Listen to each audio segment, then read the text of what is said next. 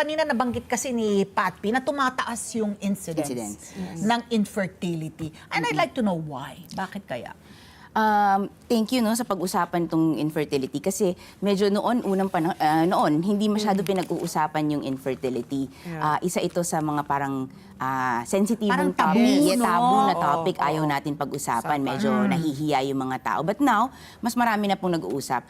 I think isa sa mga dahilan kasi pina-priority na ng mga ibang babae ngayon ang kanilang career. So ngayon mas naiisipan nila na mag-try na magbuntis mas later in life. So pero napakalaking factor po ng hirap na magbuntis ay yung age ng babae.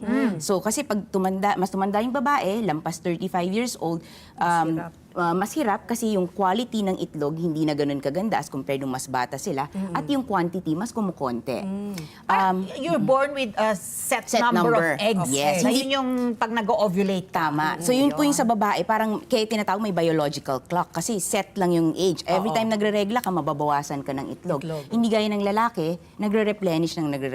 Kaya wala silang parang time limit. Siguro next pa yung mga lifestyle factors. Ngayon, yung mga kinakain natin, sedentary lifestyle, smoking, increases the chance of infertility. So both for male and female. Isa pa yung mga reproductive health issues. Yung mga babae ngayon, mas maraming may PCOS, endometriosis.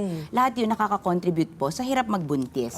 Tapos ngayon, meron pa yung bagong mga pinag-aaralan, yung mga environmental factors po. Yung ating exposure sa mga endocrine disrupting chemicals. Yes, mga pollution, Like, kunwari yung sa bahay mo, yung mga ginagamit mong materials, yung mga MDF o mga laminates, di ba? Kaya dapat, pag kayo, kung magre-renovate ka, magko-construct ka, dapat environmental friendly yung mga chemicals. Ine-emit sa air, di ba? And you breathe it in, di ba? Exposed ka doon. Yes, tapos tama po yan na nagdadala kayong tumbler kasi ngayon may yung mga plastics, may mga PBAs, mga endocrine disrupting chemicals sila. So, yung mga phtalates, yung mga gamit po natin, mga lotion din, mga ganyan.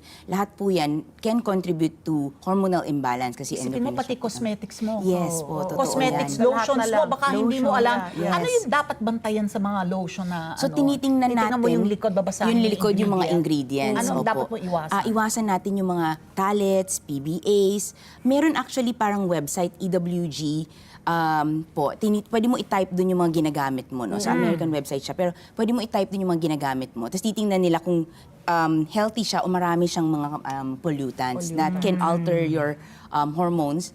So parang makaka-contribute po. So yun yung ngayon mas maraming stressful ang buhay ngayon. Yes, yun din po. So maraming stress that can contribute also to irregular menses. Also mahirapan din po magbuntis. You mentioned kasi para yung mga internal na pero yung mga external, how does that affect also fertility for the women? Like, di ba, sabi nila lifestyle, syempre, if you smoke or if you drink, that also helps. So, ano yung mga ginagawa ng mga babae o ng lalaki na pwedeng maging hadlang para sila po ay magkaroon ng anak? Okay, nahirapan sila magbuntis. So una, babalikan natin ulit yung age, factor pa rin siya. Yeah. Others na sinasabi, yung lifestyle.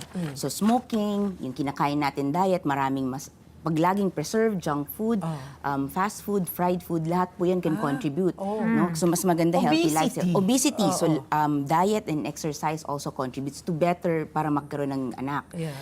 Sa mga lalaki, exposure to heat. So heat and kasi Just pag the crotch mainit, area? yes, the crotch area. Mga mahilig Radiation. mag-sauna, hot bath. mag-bathtub na mainit yung tubig. Bakit? Gusto ko malaman ano yung physiological Kasi effect hindi po ng talaga physiologically dapat mainit yung dun sa may crotch area. So Sa that can testicles, alter- hindi dapat naiinitan? Hindi masyado naiinitan dapat. Oo. Bakit kasi namamatay ba? Namamatay yung na-alter sperm? yung sperm, correct. Yung spermatogenesis natin. So yung mga... Yung link between obesity and PCOS, meron ba? Yes, meron po. So, mas prone magkaroon ng obesity ang mga may PCOS and pag obesity ka, may chicken and egg kasi sila hindi na masabi kung sinong nauna eh. So, And pag that's ganun, treatable? That's manageable. When we say manageable, kasi hindi siya gumagaling ang PCOS, lifestyle po siya. Lifetime po siya na sakit. Lifetime, No? oo. Ano ba ang PCOS? Polycystic ovarian syndrome. Nako, So, yan yung mga may mga cyst. maliliit na cyst sa ovary na hindi naman po inooperahan yung cyst na yun. Ano sila? So, tatlong criteria, 2 out of the 3 kailangan para ma-diagnose ang PCOS. Isa yung irregular regla or hindi nireregla. Pangalawa is yung may polycystic ovaries nga sa ultrasound. At pangatlo ay may mga sintomas or na parang hyperandrogenism. Medyo mabalbon tayo, ma-acne, maraming facial hair. So yun, or numinipis ang buhok ng mga babae. Hormonal yun. Hormonal yun. Nakaka-apekto rin yun? Yes, kasi ibig sabihin, anovulatory, hindi po nangingitlog ang mga babaeng may PCOS. Or hirap sila mangitlog. Pero hindi ibig sabihin, hindi na sila kaya magbuntis. Kaya pa din. Mas kailangan lang ng tulong. Mas hirap. Ano? Does that affect the mental health of a woman if she suffers from this mga, is it correct to call them illnesses? Yes, correct. it's It's an a disease illness. na po, It's a sabi ng disease, WHO. Infertility is already a disease. Okay. And of course, lalo na sa Pilipinas po, no, malaki yung pagpapahalaga natin sa pagbuo ng pamilya.